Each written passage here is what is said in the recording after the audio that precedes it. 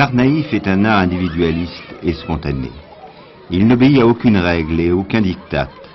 Il est l'expression privilégiée des autodidactes, lesquels nous donnent la vision pure d'une âme, non corrompue par les habiletés d'une civilisation frelatée. Art éminemment populaire, puisqu'il attire les foules, il reste suspect aux pontifes officiels. Le palais, réalisé en 1880 par le facteur Cheval, à Haute-Rive, est le symbole à la fois de ce triomphe et de cette indignité. Alors, mesdames, messieurs, vous savez que le Palais idéal est l'œuvre du facteur Ferdinand Cheval, qui a construit cet édifice en 33 ans, tout en parcourant ses 32 km de tournée de facteur à pied tous les jours, même le dimanche à l'époque, même les jours fériés. Et ce facteur revenait chaque soir de ses tournées chargé de 20 à 30 kilos de pierre qu'il rapportait soit dans ses poches, soit dans sa sacoche, ou dans sa brouette de travail. Le facteur Cheval, c'est l'exemple type de l'architecte naïf. Ce que disait Malraux d'ailleurs, la seule architecture naïve peut-être au monde. Il a effectivement, lui aussi, en autodidacte, il a créé un univers extraordinaire fait de rêves, d'un syncrétisme de toutes sortes de civilisations qu'il avait connues à travers une culture orale ou à travers des gravures de magazines ou des photos trouvées par hasard dans les journaux. Mais l'artiste naïf ne part pas de rien. Non, il part de ses obsessions propres. Par exemple, il y a un thème du tombeau chez Cheval. Il y avait cette volonté de faire un palais à sa propre gloire pour laisser une sorte de pyramide bizarre, un temple, à la mémoire de son travail et pour montrer qu'un homme issu du peuple pouvait faire quelque chose d'extraordinaire. C'est Laurent Danchin qui parle. Normalien, il est devenu un des spécialistes de l'art naïf.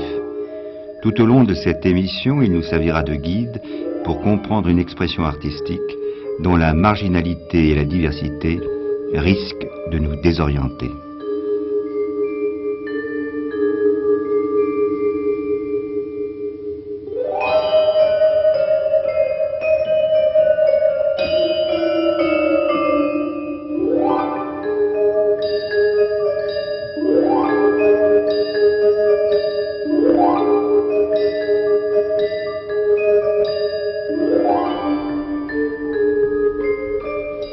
Madame Savel, vous êtes l'arrière-petite-fille Je suis l'arrière-petite-fille du facteur Cheval.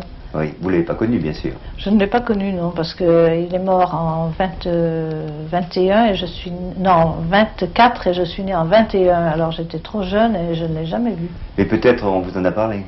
On m'en a parlé, puis alors surtout ces dernières années, on en a beaucoup parlé, parce qu'étant toute jeune, on n'en a pas tellement parlé dans la famille. Oui. Au fond, la famille ne s'intéressait pas tellement à Moi l'œuvre j'ai du l'impression que la facteur. famille ne s'intéressait pas tellement, parce que pour eux, c'était quelque chose de peut-être un peu banal. Il a mis du temps à être connu parce que même récemment, en fait, la Commission supérieure des monuments historiques ne voulait pas le classer. C'est tout à fait exact, et pourtant, de son vivant, le facteur Cheval a été connu. Il a eu des relations tout à fait privilégiées avec beaucoup de spécialistes, d'amateurs d'art, de journalistes, même d'un certain public assez abondant à l'époque.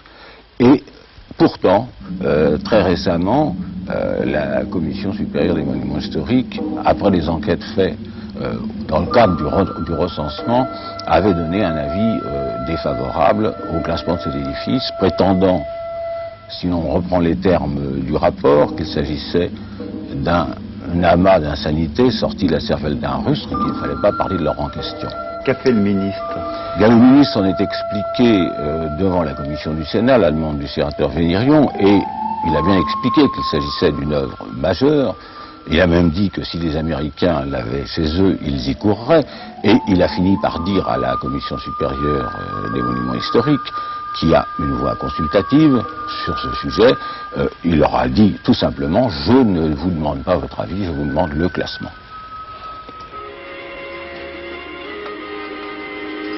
Si l'art du facteur Cheval est enfin reconnu, on ne peut pas en dire autant de l'œuvre de ses émules.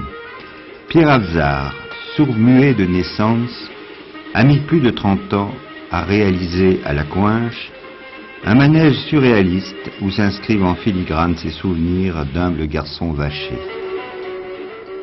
Malgré ce travail considérable compte tenu de ses handicaps, Petit Pierre est toujours méconnu.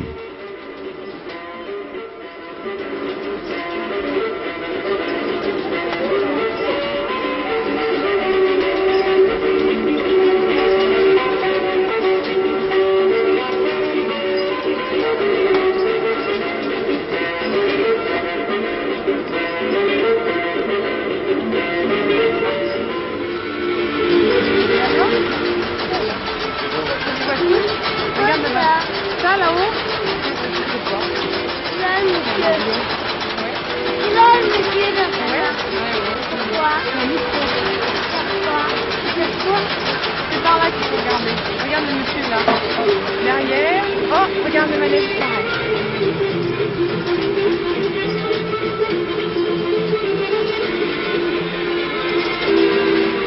Est-ce que l'on peut considérer le manège de Petite Pierre comme de l'art? De l'art ou de l'art naïf? Pour moi, c'est un exemple d'art naïf authentique.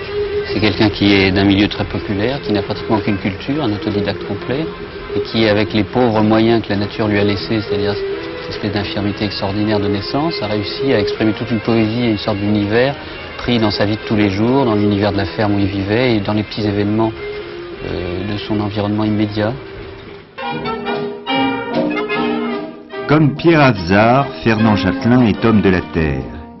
Il exprime son monde du merveilleux par des figurines maladroites qui décorent la barrière de son F4 de banlieue.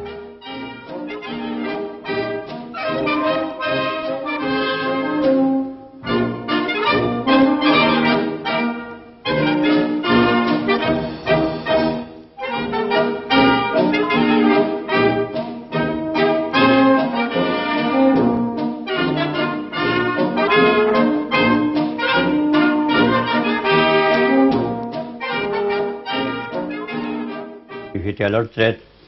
Alors, j'étais un petit peu désœuvré. Vous savez, quand on a travaillé pendant 30 ou 40 ans dans une exploitation, eh bien, on se trouve un peu désœuvré quand on lâche tout comme ça. Alors, l'idée m'est venue de faire des petites bricoles, comme vous voyez. Oui. J'ai commencé par un petit château en Loussade que vous avez vu.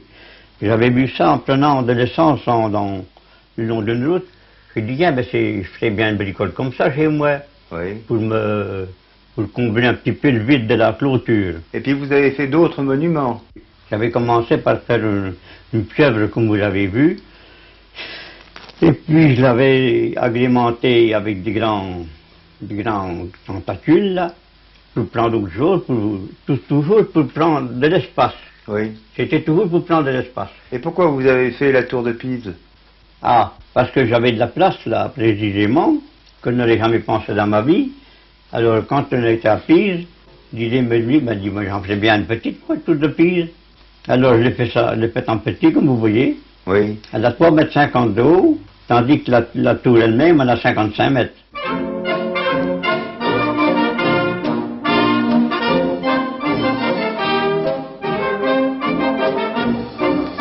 Et Venise? Ah ben Venise, nous sommes partis vers Venise, bon.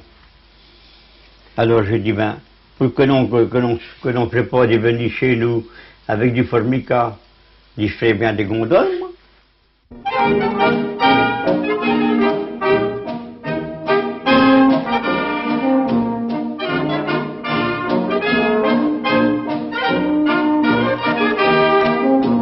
Dites-moi, il n'y a pas que des copies de monuments ici, dans votre musée. Il y a des choses tout à fait étranges. Vous les avez trouvées, ces choses étranges?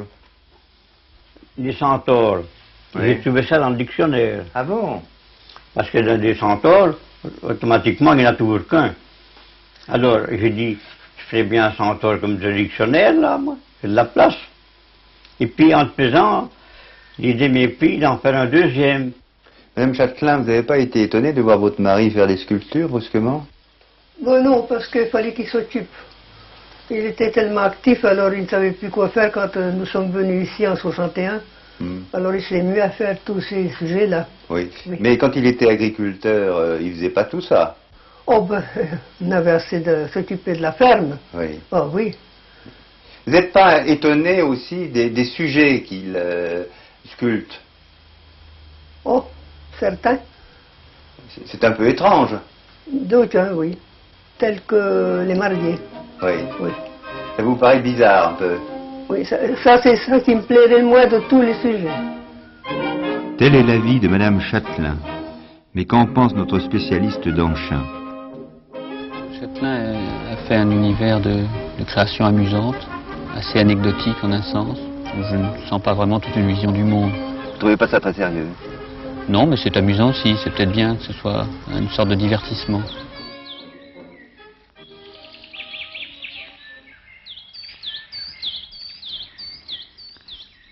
Les naïfs se succèdent et ne se ressemblent pas. Châtelain est la modestie même. Ariel Wetz, que nous retrouvons dans une chapelle de l'Eure, est la prétention incarnée. Mais peut-être est-ce là une forme authentique de naïveté.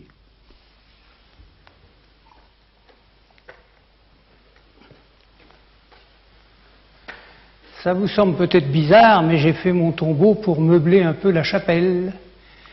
Ariel Wetz, vous avez fait tous les métiers. Bah, j'ai fait cordonnier comme mon père. Et après, je me suis mis marchand de chaussures. Et puis, je me suis mis aussi à faire des rideaux réclames dans les cinémas.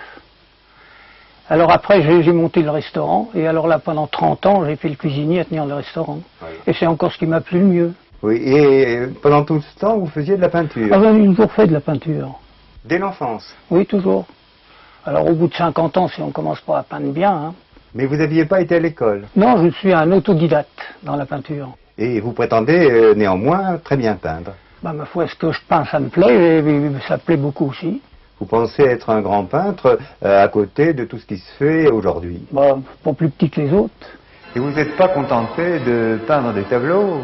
Vous avez fait une chapelle aussi? Bah, c'est pas que je cherchais une chapelle, mais un jour j'avais vu chapelle à vendre dans un journal.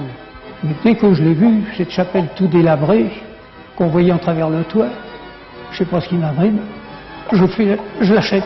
Immédiatement, j'ai dit. Je m'en vais faire la chapelle Sixtine là-dedans. Et pourquoi la chapelle Sixtine? Ben parce que d'un coup d'œil, j'avais vu que ça correspondait à la chapelle Sixtine. Vous la connaissiez, cette chapelle? Je l'avais vue une fois, mais vaguement, comme ça. J'avais des photos. J'ai vu tout de suite que je pouvais faire la chapelle Sixtine dedans. Vous trouviez pas ça un peu ambitieux, quand même? Ben, j'étais sûr que je pouvais le faire, puisque je l'ai fait, vous voyez. D'abord, enfin, vous rivalisiez avec Michel-Ange? Un de mes clients, j'ai dit, je viens d'acheter une chapelle, je vais faire la chapelle Sixtine. Il m'a fait comme ça. La preuve que je l'ai fait, c'est que j'étais sûr que je pouvais le faire. Dites-moi, quand vous la comparez avec l'original, qu'est-ce que vous pensez? Ben, que la mienne est plus neuve. Ah bon?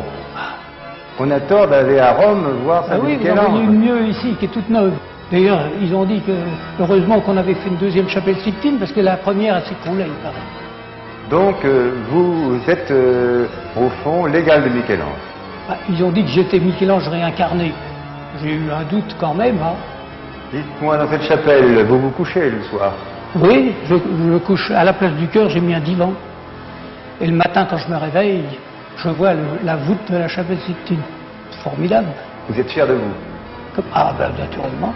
En plus, j'ai toujours été content de ce que je faisais. À force de voir mon gisant sur mon tombeau où je suis mort, j'en ai eu assez de me voir mort.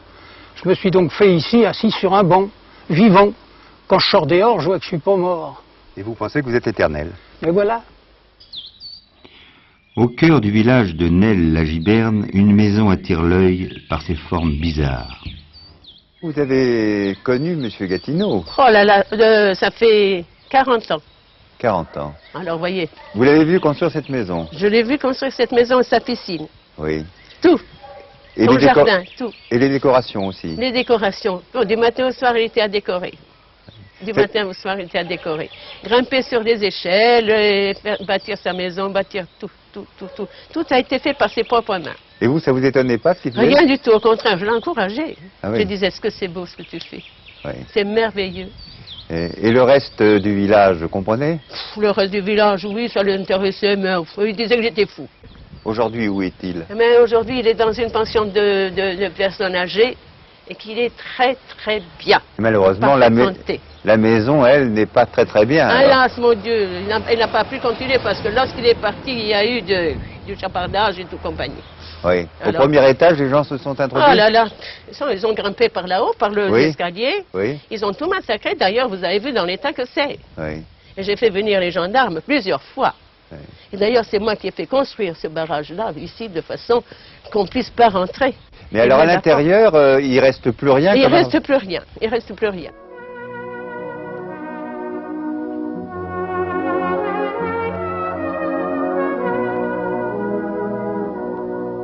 Qu'est-ce que vous pensez de M. G? Monsieur G est une sorte de schizophrène génial, qui est, je pense, un assez grand décorateur, qui a travaillé, comme beaucoup d'autres naïfs, à partir d'illustrations prises sur les étiquettes de bouteilles ou les boîtes de camembert, mais qui a créé, je crois, un style à lui, et qui avait un grand sens de décorateur. Malheureusement, son bâtiment est inachevé et assez dégradé. Et en son absence, il paraît assez difficile de le conserver.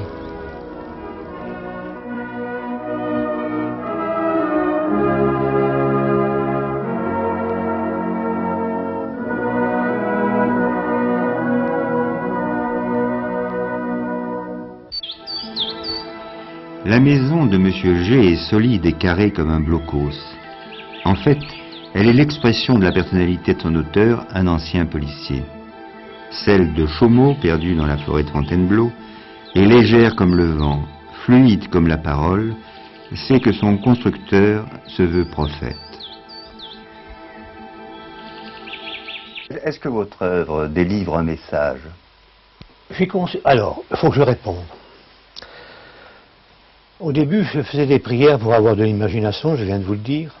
Tous les matins, quand je me lève, je prends une partie d'un univers que j'ai dû perdre dans un autre monde, et je ramène ça à ma pensée comme une pile qu'on va recharger. À partir de ce moment-là, je peux ressusciter les morts, même si vous n'y croyez pas. En tout cas, vous voyez le résultat que ça a donné, vous voyez, mon imagination n'a pas de limite.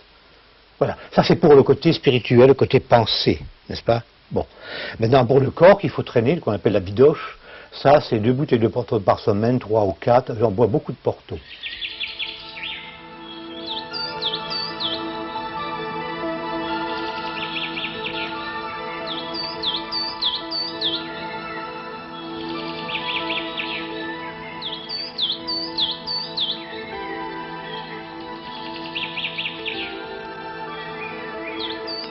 Est-ce que néanmoins vous n'êtes pas un peu amer de voir que tout le monde ne reconnaît pas votre génie? Non, j'ai dépassé ce stade depuis très longtemps. Vous voyez, en ce moment, si nous avions eu des relations plus intimes entre nous, je vous aurais fait photographier des sculptures qui sont très fortes, qui sont mes dernières créations, et c'est ce qui me fait vivre. Je me lève le matin et je fais des choses incroyables. Vous voyez, je crois que j'ai écrit cette nuit, je suis en train de mettre à jour des formes qui n'ont jamais paru sur la Terre, vous voyez, c'est important. J'ai conscience de ce que je suis, j'ai pas ça qu'on me le dise. Quand je fais quelque chose, si je suis sévère pour les autres, je suis très sévère encore beaucoup plus pour moi. Et quand une pièce n'a pas d'âme, je fais tout ce que je peux pour arriver, je ne mange pas ou je travaille indéfiniment pour lui donner une âme.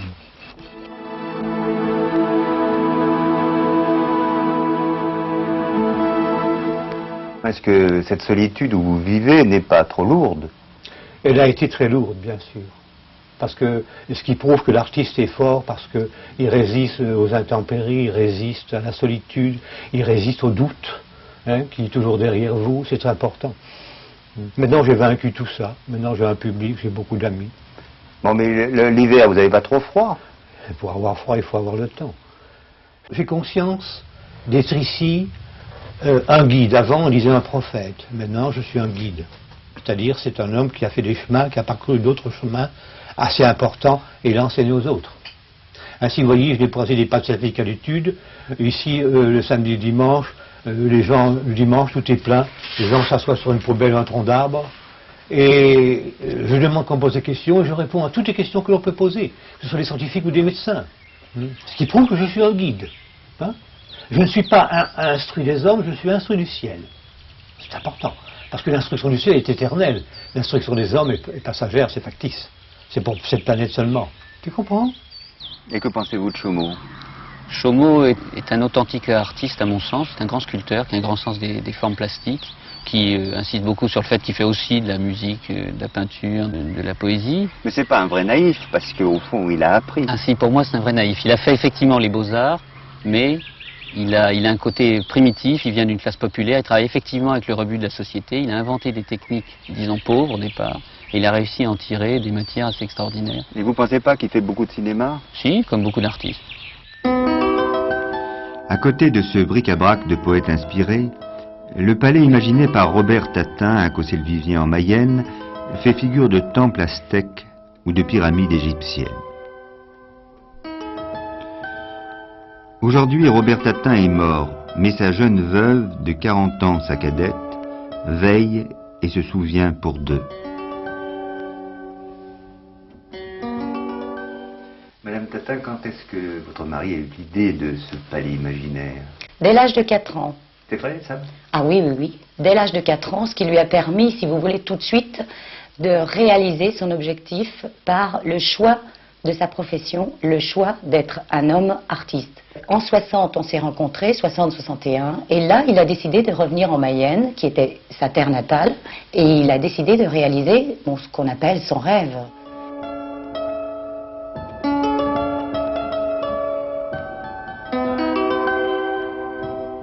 Ces statues qu'il a faites ont une signification profonde. Alors, la signification, vous m'avez parlé tout à l'heure du Brésil, et j'y reviens parce que les gens ont tendance à penser que c'est Amérique du Sud, que c'est hindou, que c'est maya, que c'est mexicain, etc. Ça n'a rien à voir du tout. En même temps que cet enfant, on retourne à l'enfance à l'âge de 8 ans, étudiait la peinture, il a fait un parcours en Bretagne.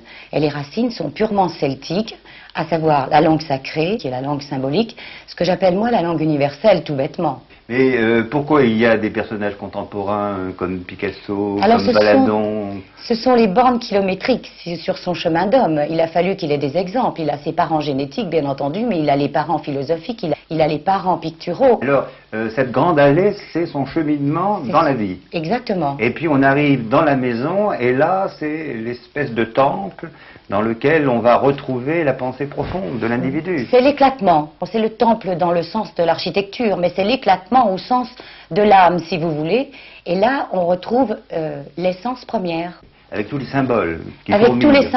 tous les symboles qui sont propres à tous les hommes. Bon, mais au fond, il a été inspiré un peu par les surréalistes aussi. Il a fait un parcours avec les surréalistes. On ne peut pas dire qu'il est inspiré, il a touché à tous les parcours picturaux. C'est vrai, il est passé par tous les canaux parce que c'était nécessaire pour lui se découvrir. On ne peut pas se découvrir sans avoir quelque chose d'autre. Mais vous avez fait cette quête en même temps que lui, puisque vous avez débuté avec lui. Alors lui, pour moi, Robert Tatin a été un révélateur.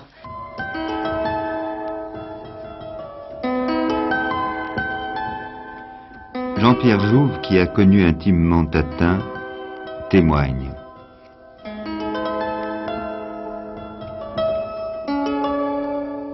Tatin, pour moi, qui l'ai connu, ce qui est très important puisque je n'ai pas connu le facteur cheval et j'aurais aimé le connaître pour mieux l'analyser et mieux le comprendre, est un véritable architecte, est un véritable artiste. Ce qui n'est pas le cas de certains dont nous avons parlé ci avant. Dernière halte de notre quête à la recherche de la naïveté, voici la maison du Picassiette à Chartres. Cette maison, c'est monsieur Isidore, votre mari, qui l'avait construit? Oui, monsieur. En quelle année? En 1928. Oui. Mais alors, comment a-t-il eu l'idée de la décorer ainsi? Il a eu l'idée qui est venue tout d'un coup, quand on avait bâti 3 petites pièces, de décorer au lieu de mettre de la peinture ou n'importe, d'aller chercher de la vaisselle qu'il incrustait dans le ciment. Oui, mais ces assiettes, où il les trouvait? Ces assiettes, où il les trouvait, il allait aux décharges. Décharges de la ville, avec un sac, puis des morceaux d'assiettes. Et comme après, quand ça a été un petit peu connu, les marchands forains à la Saint-André, en cassant les piles d'assiettes que les clients ne voulaient pas, parce qu'il n'est pas une assiette près, eh bien, il rapportait chez lui des morceaux d'assiettes, des sacs de morceaux d'assiettes. Et vous pouvez m'expliquer le sens de ces décorations? Pourquoi toutes ces cathédrales? Parce qu'il était de Chartres et on aimait beaucoup Chartres.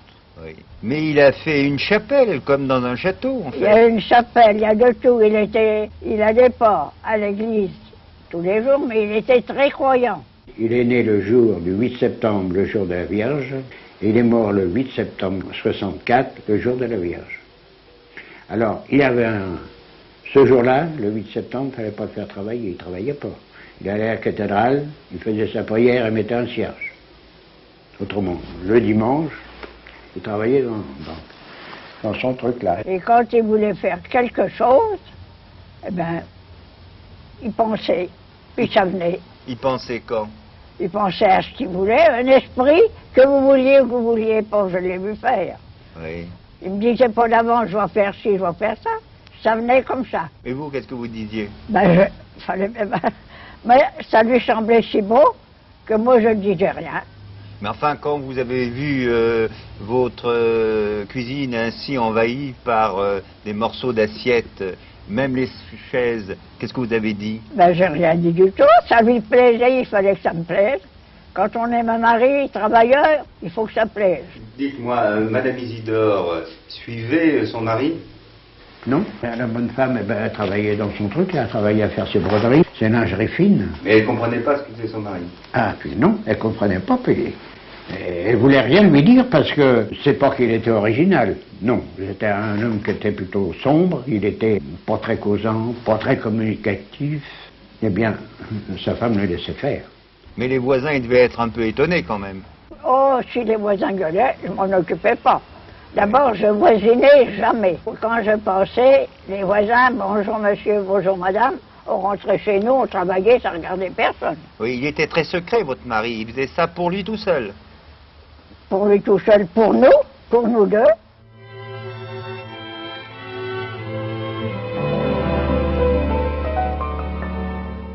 Qu'est-ce que vous pensez du Picassiette? Picassiette est plus qu'un simple bricoleur qui aurait décoré la façade de sa maison. Lui aussi était obsédé par la mort.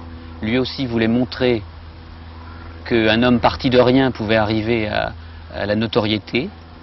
Lui aussi voulait représenter une certaine croyance, je crois, très profonde qu'il avait dans des thèmes religieux. Et d'ailleurs, tout son univers est assez austère. Pourquoi vous intéressez-vous tant à l'art naïf? Parce qu'il me semble que ces naïfs-là, qui ne sont pas d'ailleurs la plupart des peintres, alors qu'il y a des peintres naïfs très frelatés, c'est devenu un style de galerie, je crois que ces naïfs-là sont vraiment authentiques. La plupart d'entre eux ont fait ça parce qu'ils ne savaient pas faire autre chose ou faire autrement, mais ils étaient pris par une passion très très forte, et la plupart ont travaillé avec acharnement, malgré les sarcasmes de leur entourage, pendant des années et des années, et ont effectivement abouti à des résultats qui ont fini par créer autour d'eux un public, quelquefois même international. Ce qui était le cas de Cheval au départ, ce qui est le cas de Chaumont ou de Tatin maintenant, ce qui est le cas de Picassiette, des lieux qui finalement sont très visités et qui, même de leur vivant, étaient déjà assez visités à la fin de leur vie. Et vous pensez qu'il faut conserver toutes ces œuvres? Oui, absolument. On se plaint que les arts plastiques en France ne vont pas tellement bien, ce sont d'abord des exemples extraordinaires que beaucoup d'étrangers viennent visiter. Et d'autre part, c'est une incitation à la création pour n'importe qui, montrant parfois que n'importe qui, à partir de rien, peut faire quelque chose d'extraordinaire par sa passion et sa sensibilité, et en laissant libre cours à son imagination. C'est un stimulant.